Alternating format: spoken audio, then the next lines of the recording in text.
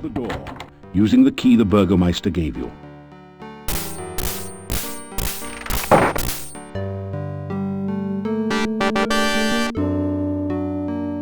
This place appears to have been an adventurers' guild hall at one time.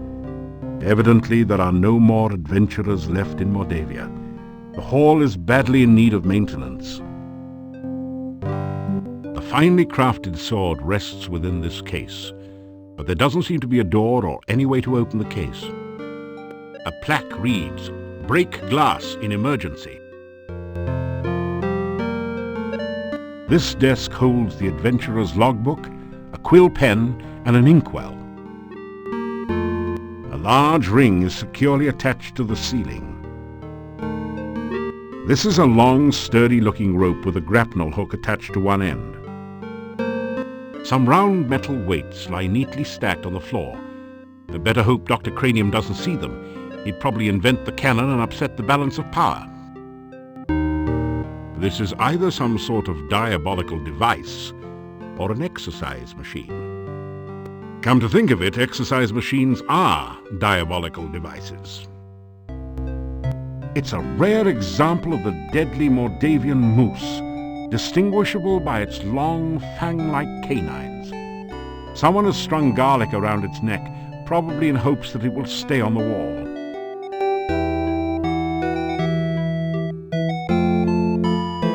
Which book do you want to read? As you scan through Hero, the Journal of General Job Adjusting, you find quite a bit of information that might be useful here. There are a series of articles about the land of Mordavia. The town originally grew up around Castle Borgov. The Borgovs were the boyars, or local noblemen, assigned the role of guarding the area from invaders. The chapter on fauna describes a number of interesting creatures. The Necritor is a vicious carnivore with big, sharp teeth. Some of the other monsters sound even more horrific. In the forest lives the Lishi, a creature known for playing practical jokes on travelers and playing riddle games, but which can also be helpful to those it likes. You learn about the Rosalka, the spirit of a murdered unmarried woman. Such spirits are said to inhabit lakes and rivers. They try to avenge themselves by drowning any man foolish enough to approach them. You could really learn a lot by reading this magazine thoroughly instead of just browsing through it. Isn't it nice that we included a complete copy in your game box? The book turns out to be an advertising brochure. It says, "I, Dr. Cranium, predict that someday one of my descendants will become the subject of a major computer game. The Castle of Dr. Brain from Sierra Online." Jeez, how cheesy can you get? The book is all about using spells in unusual and creative ways, such as calming a fire, using alternate flame and frost spells to make something brittle and break, and so on. You pick up a number of useful tips which will improve your spellcasting. This book teaches the ancient Oriental art of Talk Fool, how to overcome opponents by attacking them with the unpronounceable names of martial arts forms and confusing them with fortune cookie wisdom. You get lost somewhere between karate and kuksul. This book teaches you how to use the stair stepper to build strong leg muscles and talks about the importance of whole body development. It says to build up your strength gradually by adding weights to the baskets.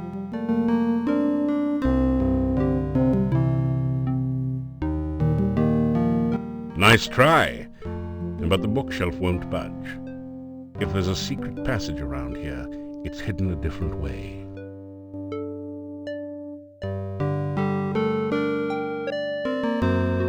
After some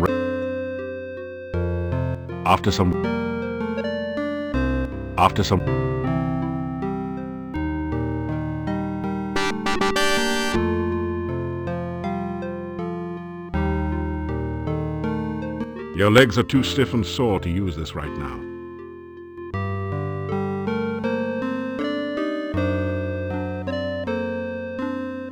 case looks totally solid, as if it was constructed around the sword. A plaque reads, "Break glass in emergency only." You break open the front of the case. Avoiding the broken glass, you pull out the sword. It looks like a fine quality weapon.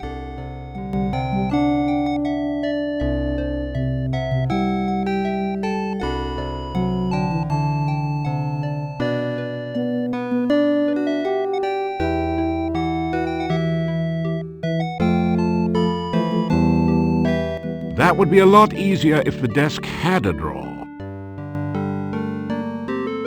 You sign your name into the adventurer's logbook with a flourish. It's almost become a habit by now.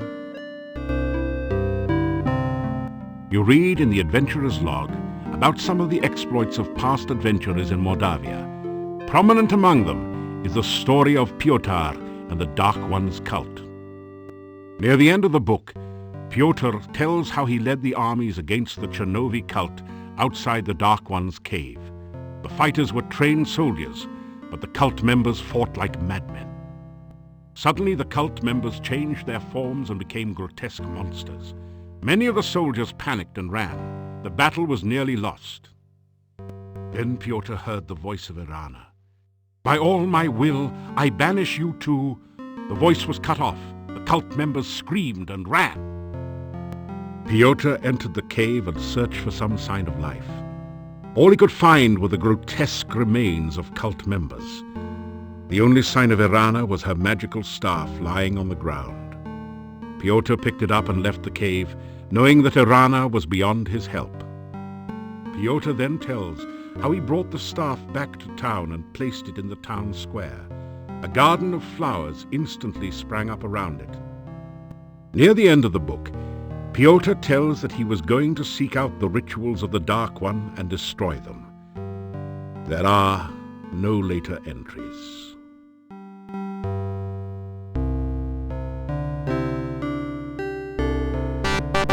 You pick up the rope and grapnel set and tie it onto your pack.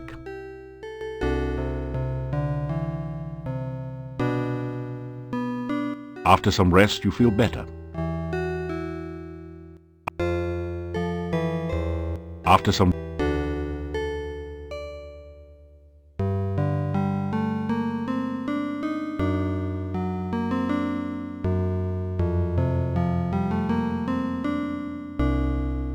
Someone has deliberately scraped these marks into the ceiling.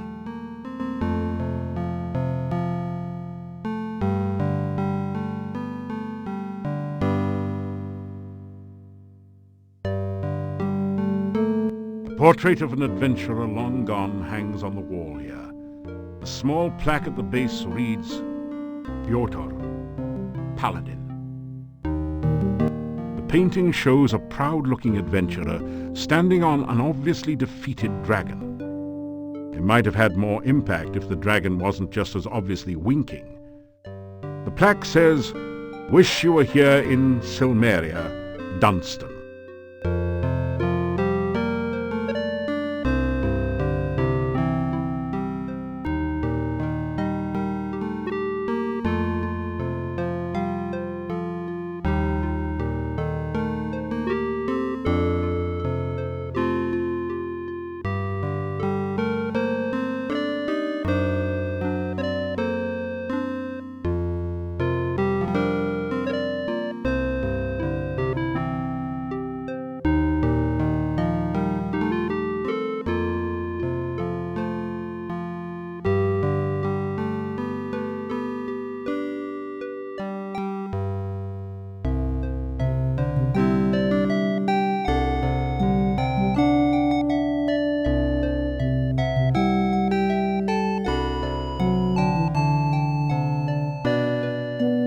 By moving the hooks around, you have opened a secret passage.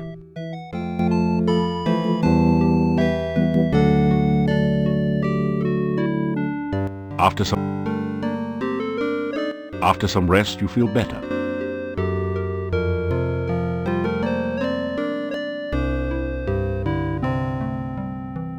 There's only a certain amount of punishment your body can stand on any given day.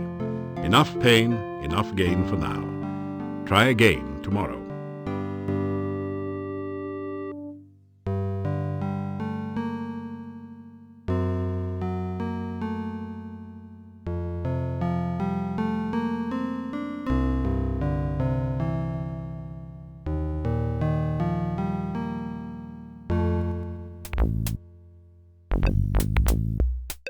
You climb down the ladder into a seedy-looking room. A massive door blocks off a smaller room in the rear. This isn't as dusty as the Adventurers Guild, and the torches look recently lit.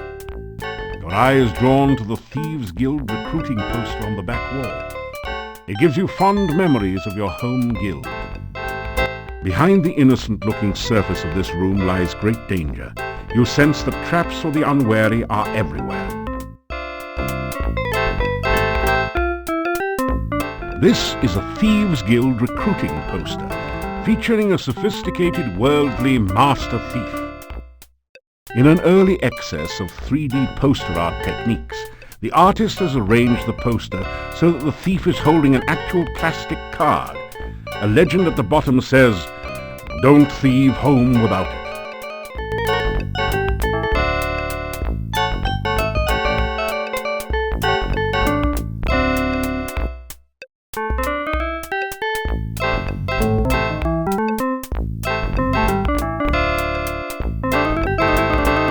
The double doors are locked shut. The lock itself looks sophisticated, but the door has a simple sliding latch. If you had the right tool, you think you could easily slip the latch.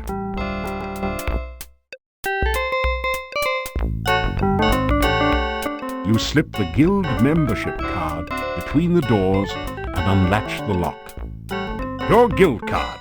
Don't leave home without it.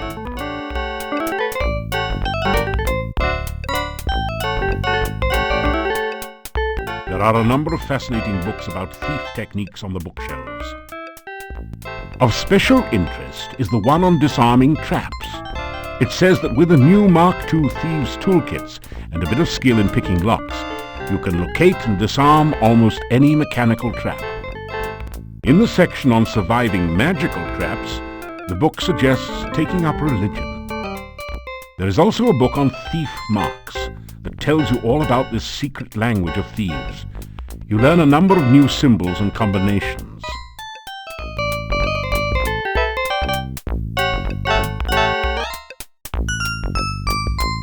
This looks like an interesting safe.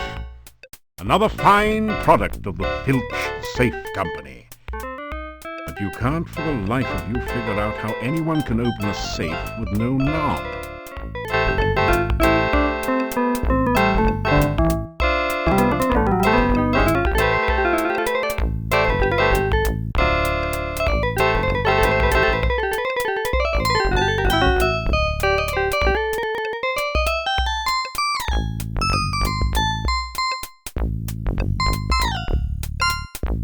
You found a particularly diabolical poison gas trap.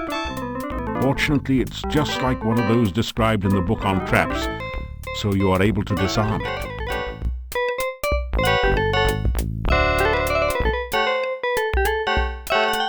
This is a drainage grate. Strange that there should be two of them almost next to each other. On close examination, you find some scratches that might be thief marks behind the side drain.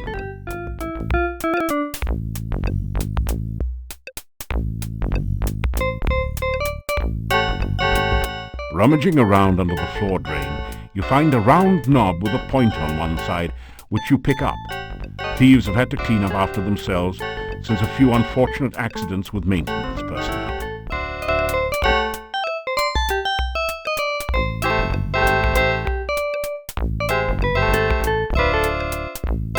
Now that you've replaced the safe knob, the Filch safe looks ripe for the cracking.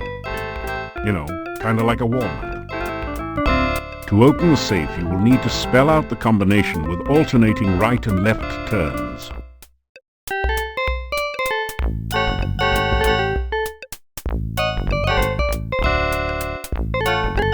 You quickly rifle the opened safe.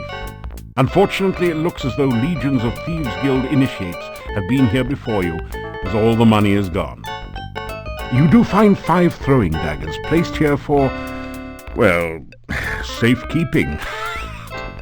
The only other usable thing in the safe is a single lockpick, half buried in dust in one corner. You grab the lockpick and the daggers.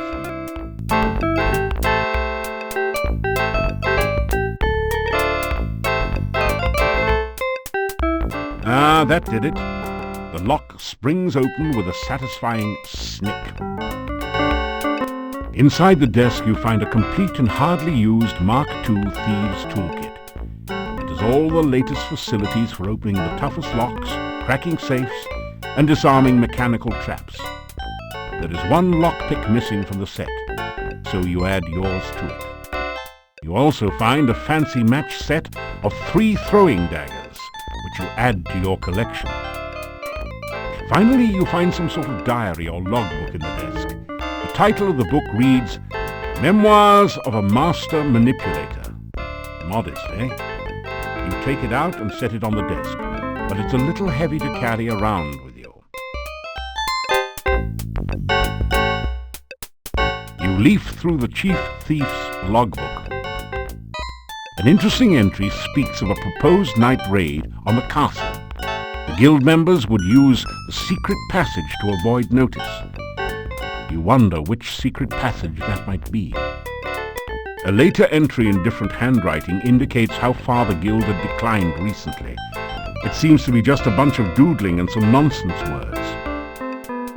It says, Bad boys yell, good girls giggle, rich girls run.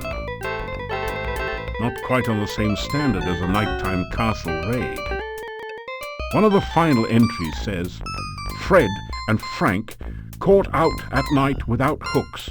Fred is dead and Frank sank. I'm the last. An ambitious thief will try to prosper by hook and by crook. The log closes with some incoherent ramblings about passing the deadly tentacled beast, then the horror, shadows of darkness enfold me, madness and mockery in the dark one's chamber. Sounds as though the author was in a chemically modified state.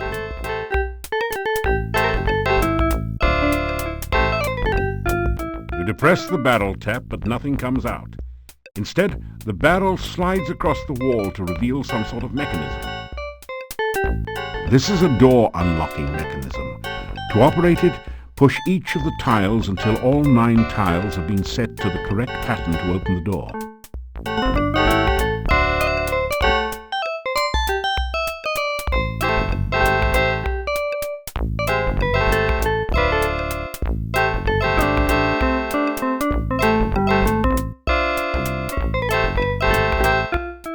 So, you found my secret passageway.